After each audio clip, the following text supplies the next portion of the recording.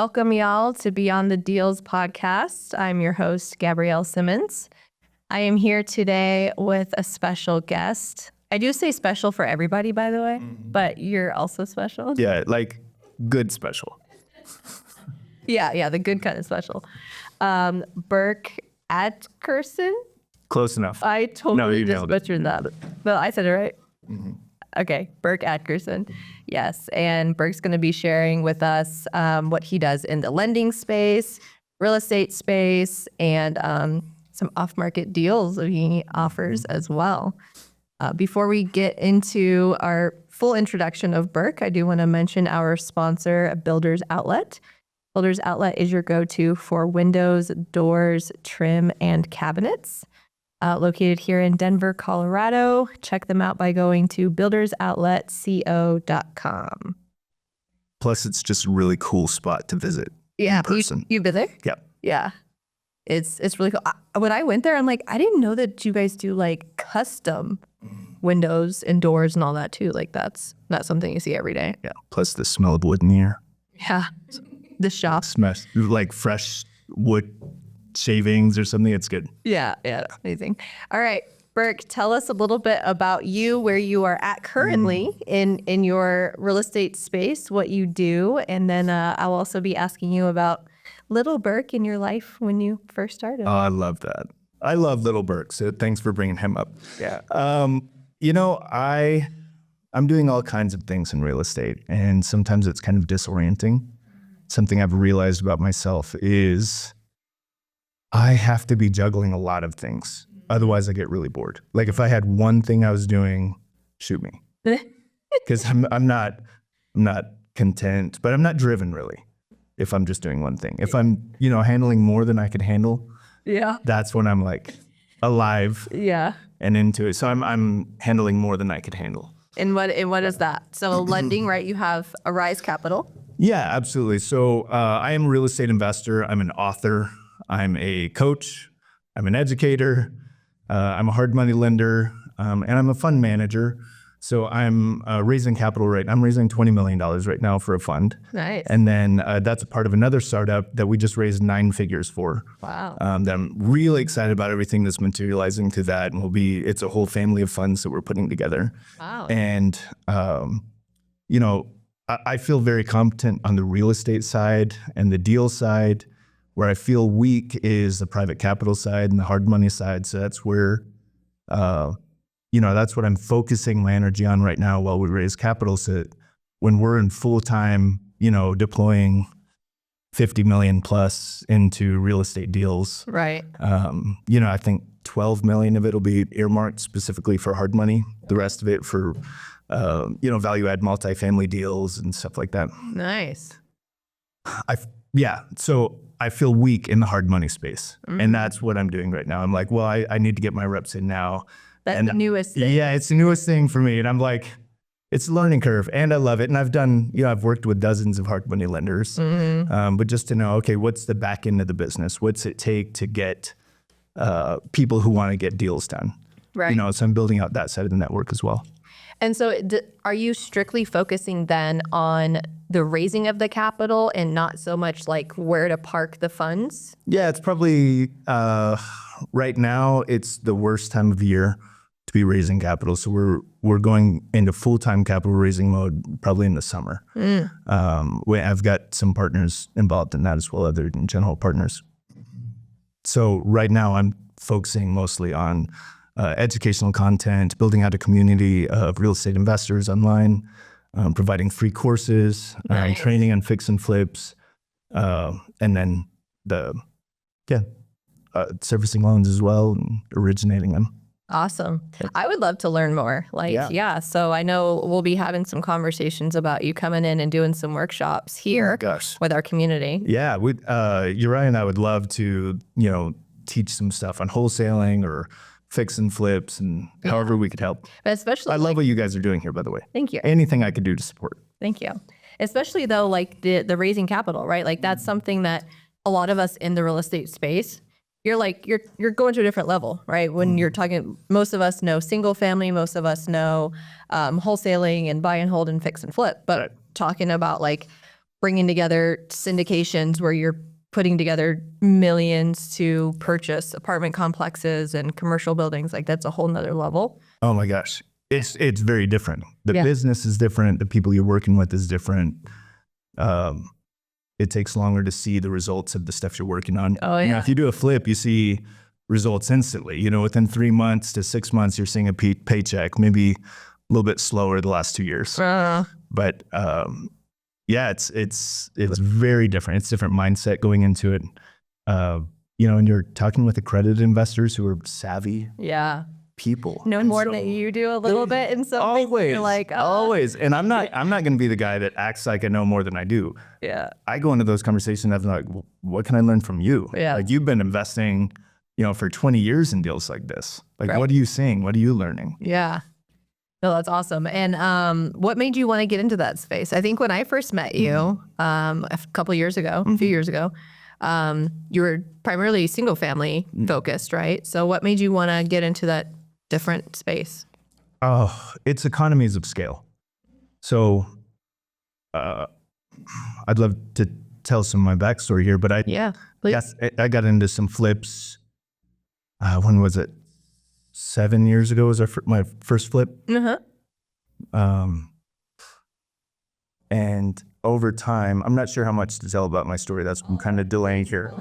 We're going to do the Quentin Tarantino thing. I'm just going to go back. My wife and I were overseas. We were in South America as missionaries with the Navigators, if you know that organization or not. They're awesome because they're not like church planning. It's just about the people. Okay. And I'm about people. Like I don't care about, pushing events and organizations, but I want to love on people and I want to help people. That's why I'm here on this earth. So that's what we were doing with that organization. And our marriage was hanging on by a string. And we were burned out, and we had 2 kids, and we had the 3rd one on the way. We moved back to the States, and we started getting counseling and, reading all the books we could and getting all the help we could. Yeah. And we wanted stability, and my wife wanted a house. Yeah. And I was like, we got into our first real estate deal in South America. When we got here, I was like, I have no idea. Like, we can't afford very much, and I'm not a handyman. Uh-huh. I can't, hammer a nail well, Nonetheless, like try to build a house or fix the house up, right? So what we did is we looked for a house that was already rehabbed. Okay. And we found one that fit our budget, which at the time was like $250K. Uh-huh. And Which was like, doable. it was like entry level in Colorado Springs at the time. Now you can't even, that's a flipper house at $250 now. But it had been remodeled, and it was probably, a mile out of the area that we were looking in, but it matched the budget and it was already remodeled. Yeah. And we moved in, and it had new furnace and a new, AC, a new roof. Yeah. But like they didn't cut corners and put lipstick on a pig. Nice. Like they fixed the big problems with the house, and we were able to move in with like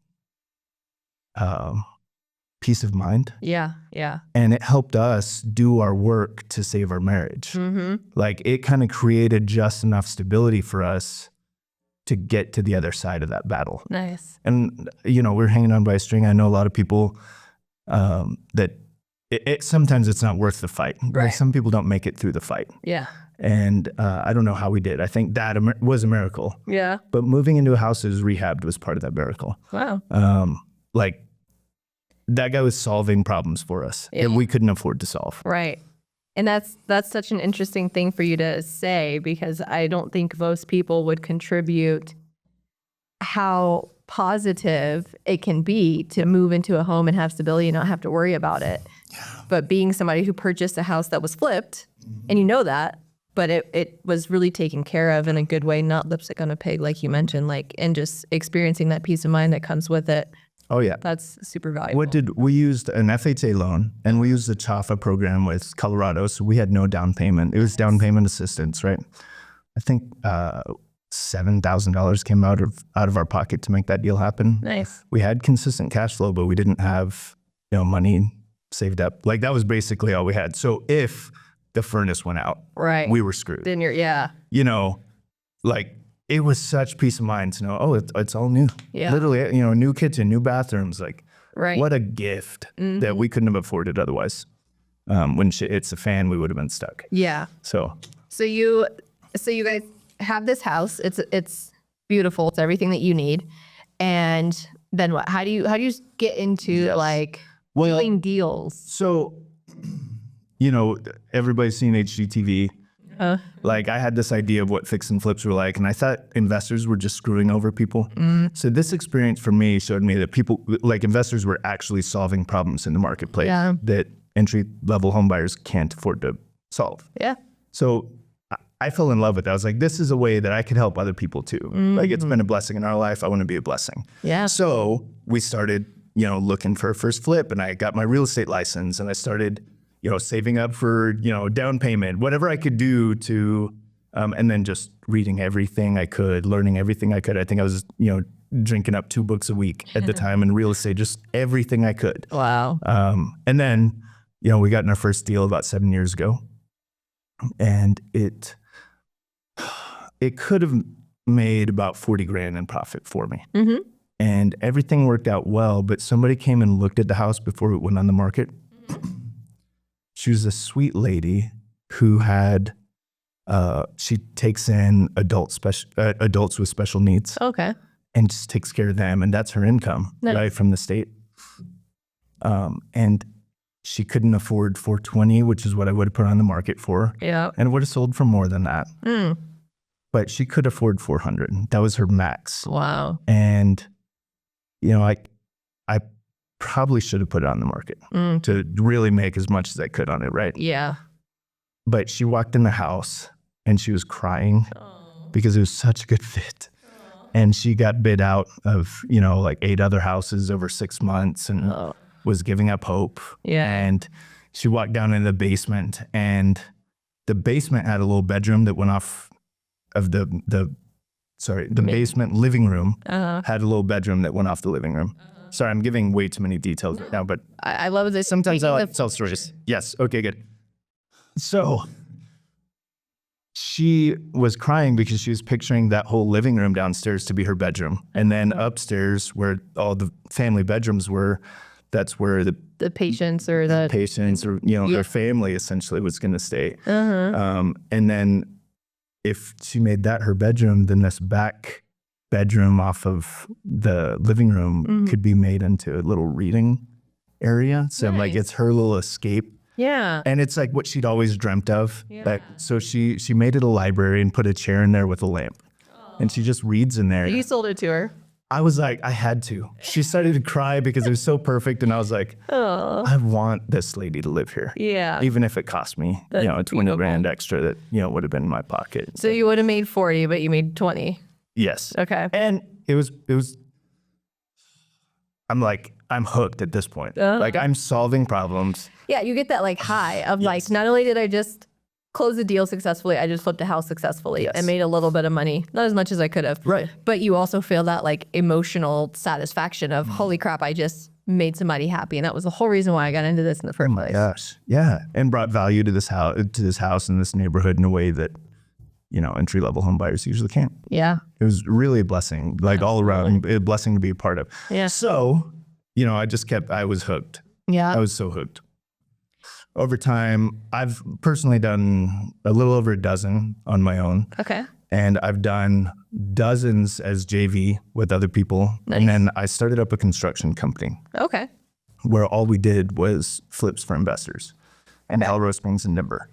As like a JV partner? Yeah, so I would pass through.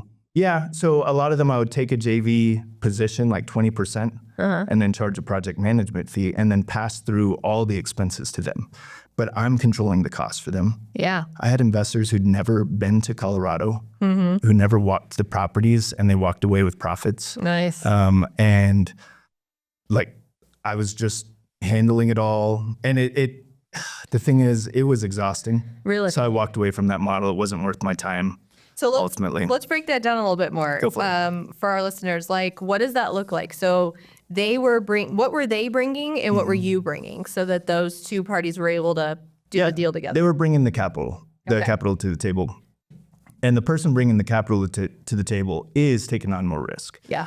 So I know a lot of people that do the split thing. They're like, I'll provide money and then you do all the construction. Right. And they do 50-50, which first of all, you should never have an LLC that's 50-50. Like you should do 51, 49, or 60 and 40 is even more healthy. Right. And just figure out, okay, the person who's holding more risk, they should have more ownership Right. and more profits, right? Yeah. So I usually did a 60-40 with them or a 20-80, depending on what the deal was. Okay. So they're bringing the capital and then you're bringing the project management. Yes. And the reason is for most flips, you've done flips, right? Or Loosely. you've been around probably, enough. Yeah. I know. I've you did done some tons of myself full with that ceiling. like flip Yeah. to keep, and I did one actual flip that was unintended and I lost 40 grand. So.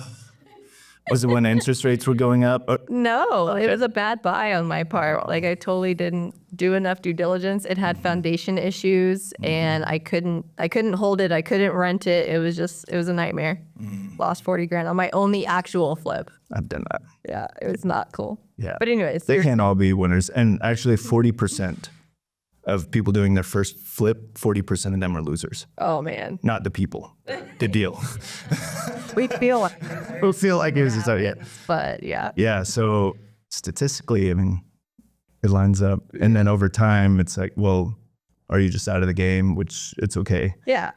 Sometimes you're just out of capital, right? Yeah. Or But you just take that lick and get some more money and keep going. exactly. Yeah. They can't all be winners, but it's painful when the first one's a loss. Yeah. So, So okay. So, you're doing the project management. oh my gosh. So total, myself and Flip Lift, we've done over 100 flips. Colorado Springs, to Pueblo to Denver, so just local.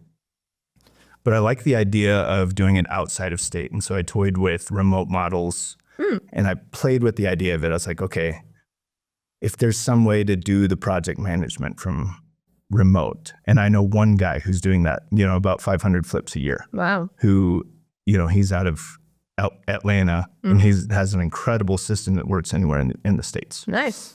Wow. So I know it's possible. Difficult, but possible. But as I was looking into that, my buddy and I decided to go do a multifamily training thing. We paid like 40 grand out of pocket and just learned everything we could. And what I found is doing multifamily, like value add multifamily, it's basically a flip. But instead of flipping 100 houses, Yeah. which is a hell of a lot of work, you'd flip 100 doors. And then you get 1,000 times the tax benefit. So with flips, the worst part is capital gains tax. Right. You're literally giving away between a third to half of your profits, Yeah. which is like all of a sudden you're like, oh, I made, 200 grand. And then now you're like, Yeah. Like, no. I just gave away most of it back to taxes. And so I love playing the tax game. I read a lot about that. I write a lot about that in my book. Yeah. But So with those like multifamily flips, they're flips that were still held or like actually flipped, like sold to another investor. great question. So the way a value add deal works with multifamily is you're purchasing an underperforming asset, Yeah. hopefully not too distressed because then risk goes up. But let's say, occupancy's at 50% or 60%, like something's going wrong. It's not being well managed. It's ugly, beaten down. Yeah, most places in the US are underhoused. So housing is an issue all over the states, not just in Colorado. If you have low occupancy, it has to do with poor management, not with, population demand. Right. So you can go in and you can remodel, you can add value, you can, add a pool area, you could, create a community there. Yeah. And that's not a 3-month deal. That's more like a 3-year deal. So you go in and you fix all the exterior stuff and all the stuff that everybody's seeing. You fix that right away. You do a rebrand. Yeah. You do new signage throughout the whole property. You add lighting, which adds security. You add a fence, which adds security. Then people feel more safe there. Yeah. And then they're like, oh, wow, this new management's really taking care of us. Yeah. I'm not going to be surprised if they start raising rent. Yeah. And so usually that's one of the next steps. And then as they move out, over time, or, if you have any vacant properties, you remodel those. And so now they're at the top of the market.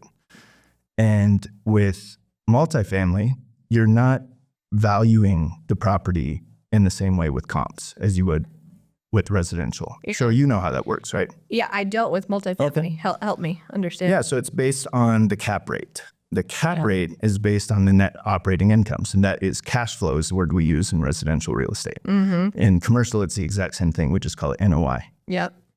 So if you can increase the cash flow a little bit, then it increases the value of the property exponentially.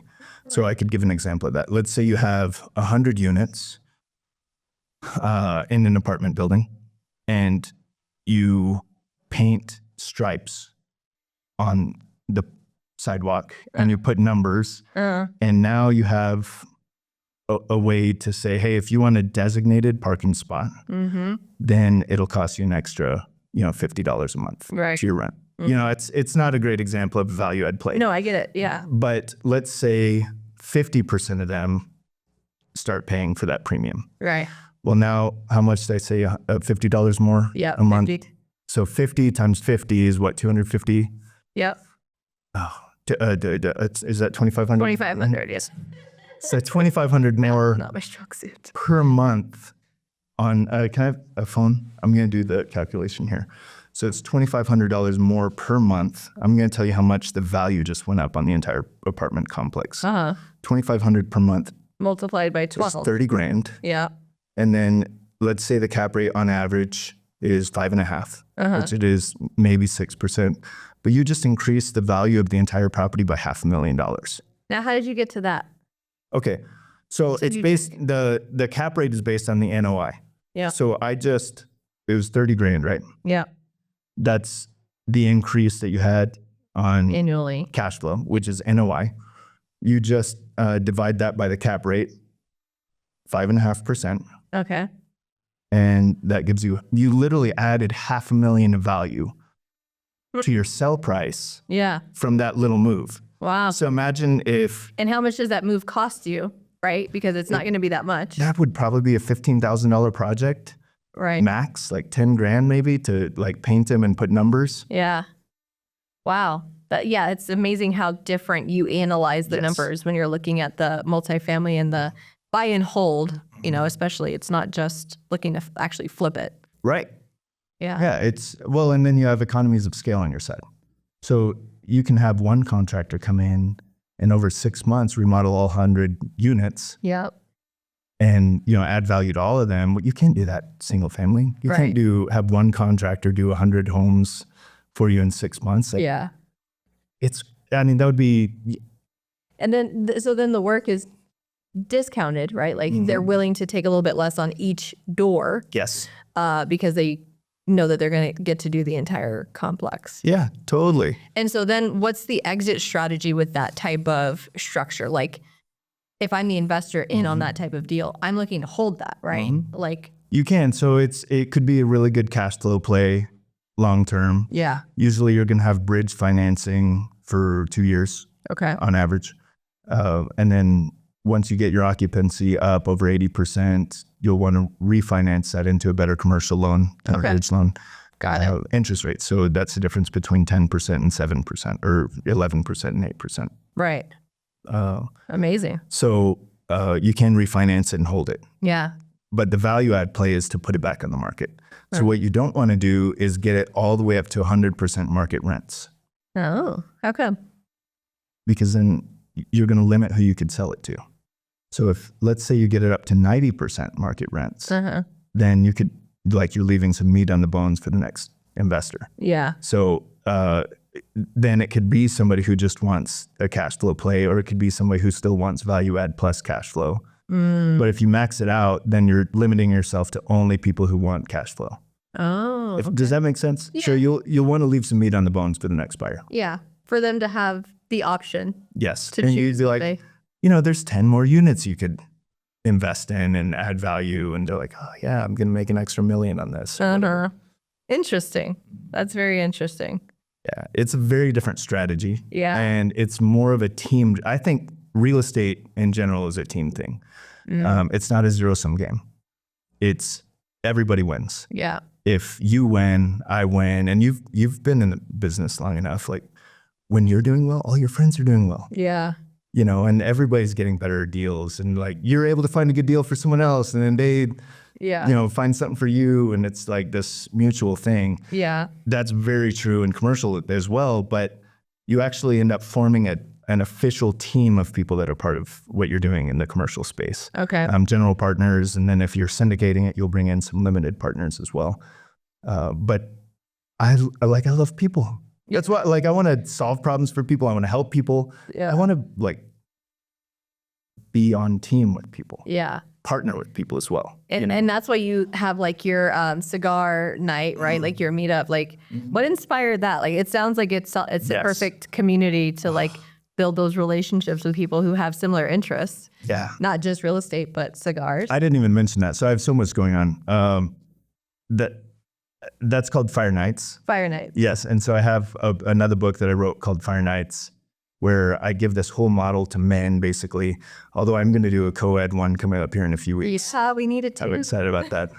We all, you know, what I find is men are really bad at friendship in general. Yeah. We're not great at emotional connection. We're not great at getting our emotional needs met unless it's just by our partner. Mm-hmm. And that's why the suicide rate among men is twice as high. Wow, I did not know that. It's twice as high as it is among women. Wow. And I've struggled a little bit with that. I really write about my struggles in that book. Yeah. And my story. I give way too many details. It was very vulnerable to put out. But that stat just shows me how significantly flawed we are. Culturally, as men, there's something really off. Yeah. And I think we have some deep level needs that are not being met. So Fire Nights, the book, and this model is something that I did just to get, you know, guys to be in a more healthy place in general.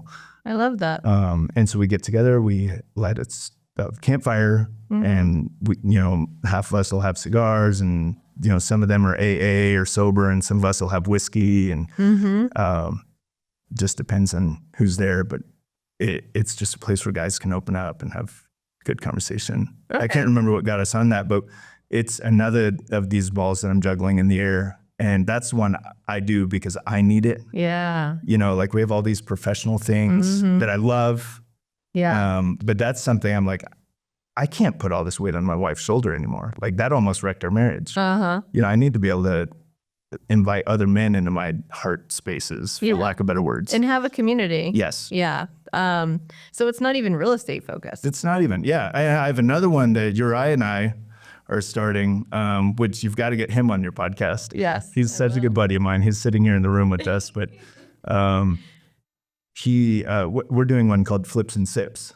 Okay. And that is, I saw that. like, we have a little Facebook page, but it's to get people off of Facebook and actually in person. Let's talk about real estate. Let's talk about deals. What are you working on? What are you learning from? What's going wrong? Yeah. And then just enjoy some good drinks in the process. Just a community to hang out. Yes. I love that. We need community. Yeah. Yeah. And that's what we're building here. And yes, I love that you guys are here and a part of it too.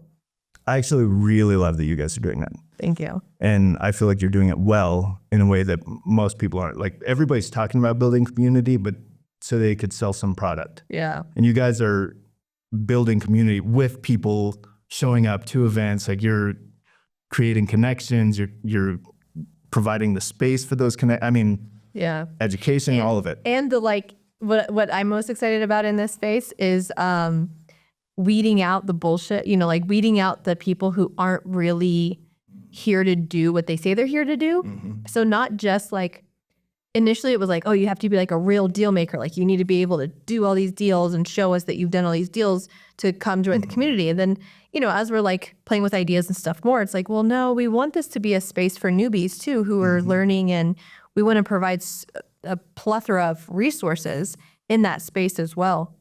But the main thing just being weeding out the bullshit of like people who aren't genuine, people who aren't doing this for a good reason. And who am I to say what's good or bad? But we know the people who are doing things that are unethical and that are like just straight up screwing people over. Yeah, we personally have some mutual contacts. Yeah, that kind of area. I've seen people screwed over, and I would call those wolves in sheep's clothing, right? And I like that that's not a part of what you guys are doing. You're like, let's just create a space where we can learn from each other. Yeah. So tell me more about your book, please. I know I'm grateful you gave me one. Mention it out. And I haven't started to read it yet, but I'm interested. Totally fine. So it's called The Long Game. You want to show us? I'll show you. I forgot we have cameras here. So The Long Game. Yeah, so it's called The Long Game. And the subtitle, The 20-Year Roadmap to Building Tax-Free Wealth Through Scalable Real Estate Strategies. That itself is a powerful statement. It's so exhausting though, because I'm trying to say way too many things in one subtitle. So I'm actually working on a second edition of this. No, I love it. You like it? Okay. I say it again, because like you're literally talking about several of the pain points for us in real estate. So I wrote it, and I've said it 1,000 times, and I literally can't remember it, so I'm going to have to read it because it's so long. It's The Long Game, the 20-year roadmap to building tax-free wealth through scalable real estate strategies. All of that is so important. So real estate strategies, there's a ton of, that's 80% of the book. There's a ton of strategy in here. And I kind of want to reword it to something like master the 5 levels of real estate investing. I don't love it. Okay. I mean, who am I? But I just want to say, this is so important to me because you say the 20-year roadmap, right? First of all, the long game. That's the thing that like so many of us who get into real estate at any point in our journey, beginning, middle, whatever, like when we're booming, we forget about the long game. So that's super, super important. I mean, that's the title, but the 20-year roadmap. This isn't just a get in, get rich, quick, 5-year, retire. Like you're talking about a 20-year plan. That's amazing. And that in itself sets this apart. Oh my gosh. From so many. Sometimes I feel like I'm the Dave Ramsey of real estate investing. Hey. Because I'm like talking about the boring side of it. Yeah. Like everybody wants to talk about making $1 million a month. We need Dave Ramsey. Yeah. Like even those of us who I'm like, Dave Ramsey's ridiculous. Like, screw that. I'm going to die with millions in debt. Right. Like, but I still, at the end of the day, I'm going to watch some of his videos and I'm going to learn and I'm going to understand because he's right. He is a man of wisdom and not, maybe too conservative for some. And I don't mean to say that I'm conservative, but I am realistic. Yeah. So I'm not going to say, guys, like, you're going to make $1 million this year. Just do X, Y, and Z. I mean, maybe you will, but the odds are against that happening. Yeah. You know? Yeah. And that's what all the online gurus are saying right now. That's what all the, like, there's 1,000 social media people that are like, do this, you'll make $1 million this year. Like, yes, it's possible, but let's talk about what's realistic and let's talk about risk management. Let's talk about really analyzing a deal well. Tax-free wealth, that being in there is so important too, because again, as somebody who has gone through, I built a portfolio. I had 9 properties. I did everything wrong when it came to my vision of the long game and taxes. Oh, I got so freaking screwed trusting somebody else and having no understanding in myself what the tax strategies are that I should have been utilizing the whole time. It cost me all of my, like I ended up filing bankruptcy 2 years ago. Right. It cost me everything because of the tax issues that I was facing. I'm so sorry. I needed your freaking book, man. Yes. Yeah, you probably did. It wasn't out yet. Yeah. Well, I probably wouldn't have read it because I was just thinking that it was all about getting the properties. That is just such heartache. Such heartache. Yeah. It was needed for me at the time though. So I have a whole chapter. I talk about taxes throughout the whole thing. Yeah. Because you have to be strategic A to Z, right? You have to be thinking long term, and you can't be thinking there's such thing as get quick rich. Yeah. That never really works. No. So that's part of it. But the tax side of it, chapter 8, I believe, the entire chapter is about taxes. Yeah. And I start with describing like a paradigm shift. Like a lot of people think they use the word tax loopholes. Those don't really exist. The thing is the tax code is written as the carrot, not the stick. Like 90% of the tax code is about like helping people understand where tax breaks are. Yeah. Like, it's not about It's not a taking loophole. people's money. It's Literally like, we're going to take this much money, but if you do these things, it will lower your taxes, because that's the things the government wants us to be investing in. Like real estate, they want housing for their citizens in the U.S. Yep. They really incentivize petroleum exploration. Why would that be? It seems like, I thought we're a green country or political, whatever. Well, we have to have fuel because that's what the country lives on. So we need to be able to pay for that kind of research. And so if you invest in that, you don't have to pay capital gains taxes on it. Stuff like that. So they will literally that's 80% of the tax code is incentives. Yeah. It's the carrot, not the stick. So I start with that, and then I break down the 6,000 pages of tax code in one chapter. Really? And how it applies to real estate investors. I need to read that. Yep. We're having, are you familiar with cost segregation? Oh my gosh, it's my favorite topic. Yes. Love it. Will you be here Friday? I'm not. I'm know if you have actually hosting a retreat. I help Thanks. these retreats. Guys fly in from all over the country twice a year. Love it. And it's tomorrow to Sunday. Okay. So. Well, I'm sure you'll have a better time during that. Oh, I did see that on your calendar, though. Yes. And that's so new to me. I am just learning about cost segregation.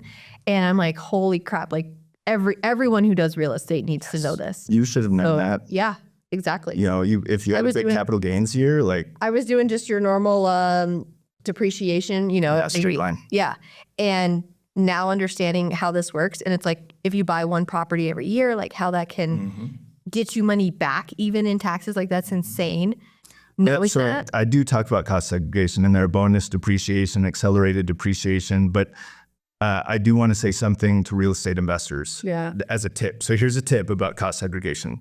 Everybody's talking, I think people are talking about it right now, finally, maybe because of social media, but the Trump administration back in 2018 actually re-upped bonus depreciation up to 100%, where it and cost segregation studies were out the window for the last 20, 30 years, 5 years, I think. Wow. So it's something that he brought back, and people are just now realizing, everybody's talking about it on social media right now. Really? But what they don't understand is single family, you can't really do cost segregation studies on. The gentleman who's coming on Friday, that's what he specializes in.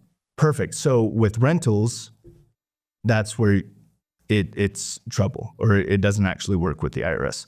It does have, it's called the short-term rental loophole or whatever. But if you have a short-term rental, or if, let's say you buy a property in like December 1st, if you're going to have it as a rental long-term, what I would recommend you do is that month rent it out as a short-term rental. Okay. And the IRS will see that, in an audit, in a worst case scenario where you get audited, your average rental was less than 7 days on that property. Okay. That is where cost segregation is allowed. Yeah. And so you go ahead and do the cost seg study before, April 15th, whatever. But starting January 1st, go ahead and rent it out. Long-term rental. If that's your play, go ahead, but just, take advantage immediately of cost segregation. So then it has to be a short term. It has to be. For some period of time during that year in order for it to be able to qualify for a cost segregation study. Exactly. And so you do the cost segregation study, and then who cares if it's a rental or not after that? It doesn't matter. Interesting. Very interesting. Yeah, I'm super excited about the class and to learn more about it. I think that's going to be a huge thing for all of us. And I'm going to bring him back multiple times to come and speak to the community, because that's a powerhouse. It's amazing. And then, so that guy, is it going to be a podcast too?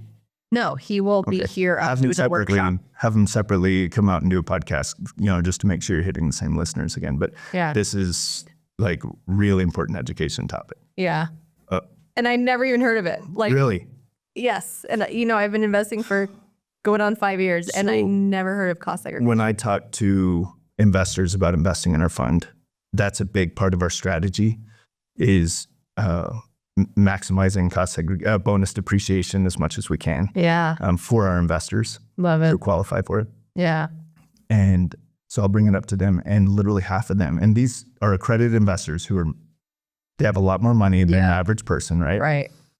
They have over $1 million in assets. They're making maybe over $300K a year on their W-2 or their small business, whatever it is. And most of the people I talk to have never heard of cost segs. Wow. Yeah. And so I get to educate people on that all the time. Yeah. That's amazing. Yeah. But don't feel like you should have known. A lot of people don't know. I should have known, dude. Yeah. There's also a thing called DIYcostsegs.com. To do your own. To do your own at $500 instead of paying a firm, $3,000. Right. And something else that's important, I think from what I gathered, and correct me if I'm wrong, is that your CPA cannot do a cost seg, right? Like it has to be somebody who is seen as an expert or someone who understands the construction, the material costs related to properties. Is that right? It's not fully correct, no. There are accounting firms that specialize in it. There are financial advising firms that will do it for you. But the most common is you have an engineer. And a lot of the CPA firms who do it, they will hire an engineer firm to go in. Like, let's say it's a big commercial property worth, $20 million.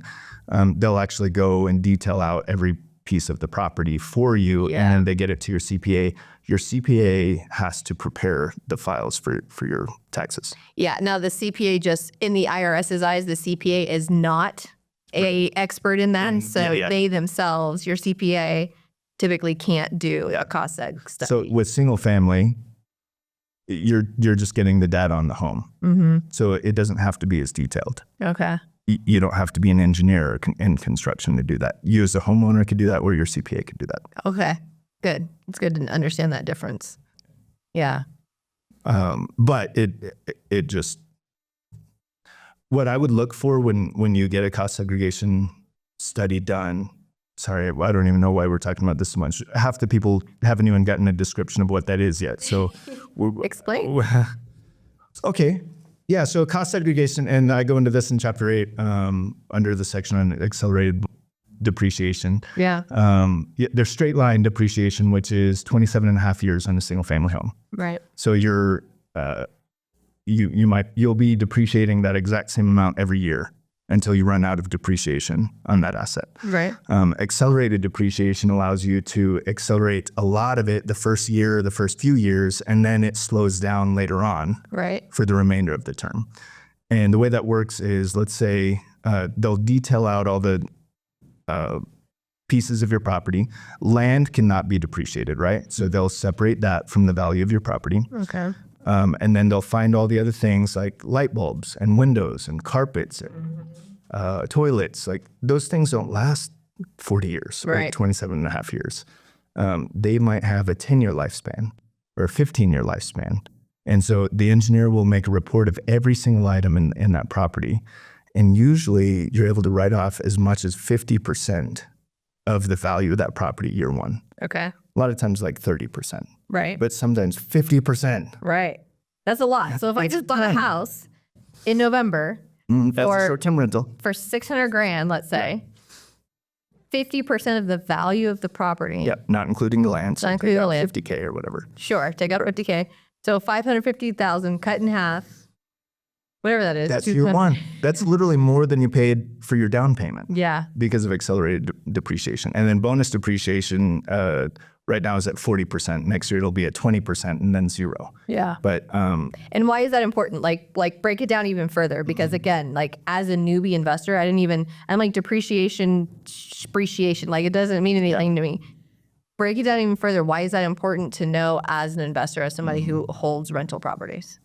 Because you could basically milk an extra 40% of the depreciation out of it year one. Yeah. So that's a huge write-off on your taxes. An extra 40%. Yeah. It's even cooler when it's an extra 100% like it was. And with the administration that's back in, I think there's a high probability that we'll see it back up to 100% in the next 2 years. Nice, yeah. But right now it's just weaning off every year. It was at 60% last year, 40% this year, 20 next. Yeah. No, it's amazing. It's definitely a game changer. And I love that you have that in here. Oh, yeah. I'm even more excited now to check out the whole book. So I'm really excited about doing a second edition because I'm going to put pictures in it and charts and graphs. This is just a bunch of words. I'm definitely a visual person, so that will be helpful for all of us. I've got about 20 that I'm working on, and I'll incorporate those. Love it. I want to ask you about your mindset, right? Yeah. Like you mentioned and we know mindset in this space in real estate, entrepreneurship, is everything. You mentioned that you are juggling a lot. You have all of these different businesses, different avenues, different things that you're passionate about, that you care about, and that demand your time and energy, and contribute to your livelihood, right? So how do you... Or lack thereof some days. Where's that cash flow I've been working so hard on? Go on. I've worked 400 hours and made $0 on this thing. Yeah. What has your mindset shift been like, going from not being in this space that you're in now, right? Like prior to being an entrepreneur and having all of these different things that you're juggling, what has that shift been like, and what's been the biggest takeaway for you that's the one thing that is keeping you mentally engaged in what it is that you're pursuing? Yeah. I have the benefit of being a father. There's my phone. To several beautiful children. I have 6 kids. 6. From the ages of 6 months now all the way up to almost 11. So she's still 10, our oldest. Wow. So it's basically every 2 years. So 2, 4, 6, 8, 10. Yeah. 0, 2, 4, 6, 8. And it's such a privilege. And I'm so blessed. And I sit in that gratitude daily right now as much as I can. And people have to really search hard for their why. I'm like, I don't. I want them to have a better life than I did. And I had a wonderful, childhood and a wonderful life. But I don't want them to make the same mistakes I made. Right. I want them to, I want what I'm building to bless my children's children's children. Yes. I'm thinking centuries out. Yes. 200 years. I want them to be well off because I took care of my kids. And my parents came from structural poverty. And my dad worked his ass off. Structural poverty. Yeah, structural poverty. Poverty. Most of them are still stuck in that. I have family members who've died of heroin overdoses in trailers in the ghetto parts of Arizona. Yeah. That's the family I come from. Right. And my parents made a change. And they stepped away. And they came to faith in that changed things for them too. But just them moving away from that environment, they didn't have college degrees, but he built up just with the sweat of his hands. That's a weird phrase. Built up a multi-million-dollar company and sold it. Wow. And then he just sold another one in January for $1 million. Amazing. And he's retired. That was just a side gig he's been working on. And he's a hard worker. Yeah. You don't have to have a degree to be a hard worker and figure stuff out. Yeah. And that's what he always did. He just always showed up. And so I'm so grateful for that. But I see myself doing the same thing for my kids. I'm going to continue that pattern of disruption in our family. We're not going to end up in that same place of poverty that our history was. Yeah. We're going to keep, carving new paths. So I don't have to sit down and journal it out. And although I love journaling, I don't have to sit down and figure it out like a lot of people. I have a strong why. You know your why, yeah. I just want to take care of my people, my family and my wife. I want her to, be blessed and be able to shop without, thinking about the budget or the budget that doesn't exist because cash flow sucks so much. Yeah. She's amazing, by the way. Yeah, I think the biggest thing though, as far as mindset is, and I read about this in the book, I want to write another book, something about there's no gain without burden. There's no easy button. Yeah. If you want big results, you have to put in hard work. Man. And you have to put in time. And so I think that's a lesson I needed to have. And that's why I'm so passionate about it now is I'm okay with things taking longer. Yeah. The longer you could delay your paycheck, the bigger it's going to be. Yeah. You know, like think about buying a house and selling it in 2 years as a rental. Like, okay, you're probably cash flowing $400 by the time you sold it, and you probably had 25% equity. Well, what if you held on to it for 20 years? Right. All of a sudden now you had, 85% equity, and then, years of compounding appreciation. Yeah. Like everything all that. Yeah. takes time. And so I'm not in a rush to see big things happen anymore. And cash flow gets tight and money gets really hard, but I'm thinking 20 years out. Yep. I love that. That in itself is a mindset gem to like hold on to. Cause like you said, sometimes it gets tight. Sometimes deals aren't being done. Closings aren't happening. Sometimes you put in the work on things and they don't pan out. A lot of the time. Yeah. And it could be very discouraging. Yeah. But having that like strong why, first of all, that a lot of us need. But even more, not even more, but like in addition to a strong why, having that long game in mind, I think can really keep us dialed in. I myself have struggled with that too, of just like, man, I want to be rich already. Like my goal was, I got into real estate when I was 24, bought my first property. And now you're like 25. So big deal. And I'm like, I'm going to be retired by 30. Yeah. And I actually could have been. I should have been if I had more of my long game and tax strategies dialed in. It sounds like maybe you were a little over leveraged when the economy got rough. It was domino effect. Totally. Exactly. Yeah. So the taxes, the interest rates going up, change in the market, thinking that like wholesaling, at the time, wholesaling was like my main thing. Yeah. And I'm making great checks, cash flow. left and right. Yeah. So I'm like, oh, I'm going to be fine. Like, and I have some rental properties and short-term rentals, and those changed at the same time that the market as a whole changed and buyers dried up because interest rates shot through the roof and houses weren't selling. And so everything all at the same time, you know. But because I had this short game mindset and thinking that like, oh, I need to get rich and like everything that I'm doing, mind you, I work my ass off. Of course. Yeah, you did.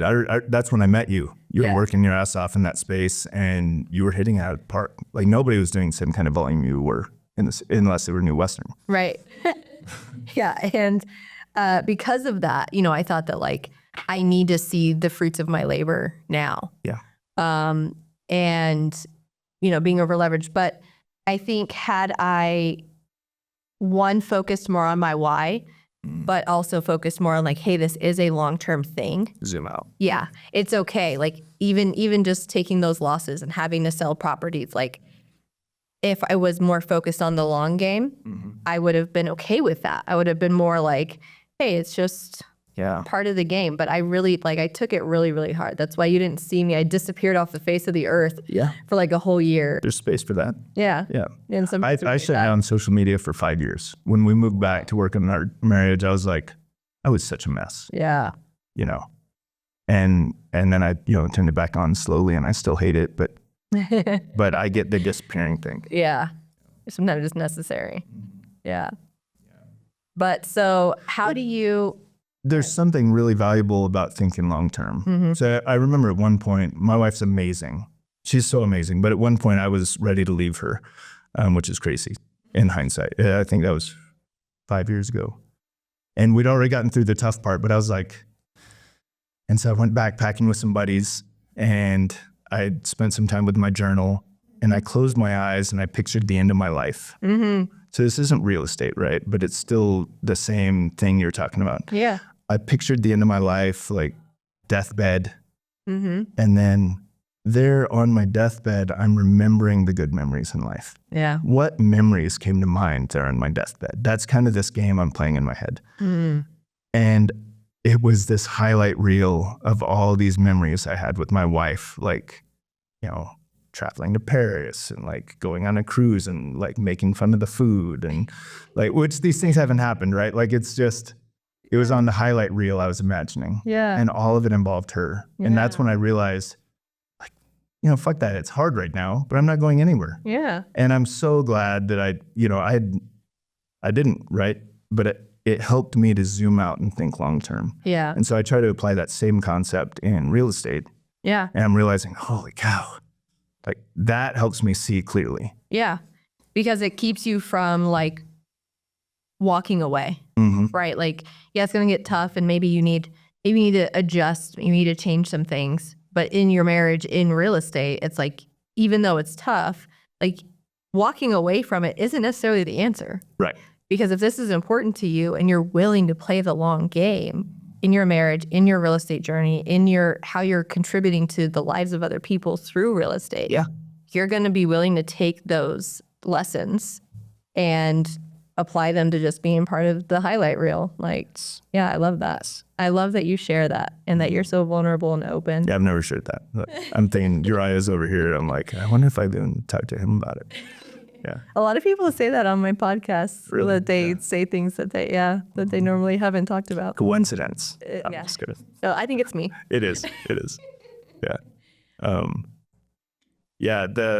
There's something about zooming out that we need more of. Yeah. So with my experience in fix and flips, and then now that I'm moving towards fund management and multifamily and hard money, and I want to provide loans for people too. Like, if you have any real estate deals coming up, let me know. I want to fund that, but I don't want to abandon all this experience I have with flips. I feel like, and then with the people that I have on my team, like, do you know Bryce Rasmussen? So he's in the Springs, but he does about 70 a year. I know of him. Yeah. Yeah, he's amazing. Like, phenomenal deal flow. He does about 70 flips a year on average, even over the last 2 years. I Wow. was like, Kicking. I thought you would have slowed down, brother. He's like, no, I just do bigger margin now. So he's helping produce content for this free course that we put together for fix and flip investors. Nice. Uriah, I've got this guy out of Texas that he's phenomenal. I've got a leadership coach here. He's from California. He lives here now. And I've got just an incredible team of people that I've put together to create content for fix and flip investors. So people who are just getting into real estate investing, we want to help them think long-term, but also what's the best on-ramp? It's wholesaling and flipping. Yeah. Like, that is the on-ramp for invest. If you just want to do flips the rest of your life, you're never going to build wealth. Yeah. Like, you're gonna make good money, Paychecks. Yeah. but you're not going to build wealth. Flips are for building capital, and that's chapter 2 in this book. And then the rest of the book is about building wealth. So, but this is the best on-ramp. And so we're creating all these resources. I'm putting like 80% of my time into just like creating really good content for early investors. Love it. And how's that to be shared? Is that like a online course? Flipaccelerator.com. Okay. And yeah, just go to the website, and that's just a landing page for the course. And it's a community just like School. Have you heard of school.com? It's just like that, but it's all proprietary through the website. Nice. And there's a whole community. And Uriah and I we're putting together a wholesaling focused course as well. Nice. And that's separate. That's on his website, but it's all available through the same, community. Love it. I love it. I didn't know that you were building all that out too. Well, oh my gosh, so many things, right? I love it. I'm like, You're like, how many balls are you? I don't want to be juggling right bored in now? life, so I just do everything. But Yeah. my point is, I didn't want to abandon like all this like resources we have. Right. I'm like, and the other side is we want to be originating loans. So Educate like, the people. educate the people, and then give them a really good break, and give them like really good flexible terms with our in-house underwriting. So with the deals they're finding. So it's kind of win-win. Yeah. Right? It's not a zero-sum game. I love that. I love that. How can we bring more of what you guys are doing to the community here? Like, Well, we would love to teach a course here if possible. Yeah. I would enjoy that. And I know Uriah is phenomenal at that. He's even better at that kind of stuff than I am. he has such a great personality. Yeah. Yeah. He's awesome. Engaging. Poor guy is sitting over there just like wishing he had a mic. I wish he had a mic over there. But We'll bring you in the spotlight here soon. Awesome. Well, I don't want to keep you too long. yeah, I don't even know how long it's surely it's past time. I don't know, but I'm grateful that you're here. I'm grateful that you have come to join the community and share with everybody what you guys do, giving everyone additional resources. You're more than just a one-stop shop. and everybody loves you and your energy. So it's great to have you here. In general, so you mentioned flipaccelerator.com. Yep. How can our viewers find you and connect with you? That's probably the best. If you're in Colorado Springs, perchance, Flips and Sips, that's a Facebook group on Facebook. It says Flips and Sips Colorado Springs, or Flips and Sips Real Estate Investor Community Colorado Springs, something like that. Sweet. And if you want to do in-person events, like that's best. But that's probably the best place for us to hang out, have a good beer or cocktail. And it's at Axe in the Oak every other Thursday night. You haven't been there? Okay. No. So it's at the Whiskey House. It's a distillery in Colorado Springs, and a buddy of ours owns it. Nice. And usually they charge $400 to $600 per event there, for the evening. Jeez. And he's like, dude, just like make sure everybody does, you host it here, and then just make sure everybody orders at least one drink. Yeah. You're good to go. Cool. And so he's giving us a really good break on that. Yeah. And it's an incredible space, and they're really good bartenders. Nice. But yeah, that's every other Thursday night. The first one is March 6th, which I don't even know if this podcast will be out yet. But Maybe not. Maybe not. That's totally fine. So it'll be every other Thursday night starting then. Every other Thursday night. Okay. So Flips and Sips Facebook group, or go to flipaccelerator.com. And both those are a great way to get involved. And I'll be showing up at those too. Yeah, you should. Absolutely. Yeah. And it's your backyard. Yeah, it's right there. So, well, Sweet. thank you. Thank you. Thank you for being here. I guess we'll wrap it up. Did you have anything else that you wanted to share with us or mention? I do want to fund your next real estate investment. So whoever, if you're finding a deal, if you're in the market, if you're not sure where to start, give me a call, and go to the website, and I'll find ways to get you into a good deal. I could walk you through the whole process, but we could fund your deal as well. Sweet. So that's it. That's huge. Yeah, that is huge. That's a great offer. Mm-hmm. All right. Thank you guys for tuning in. This has been Beyond the Deals podcast. Until next time.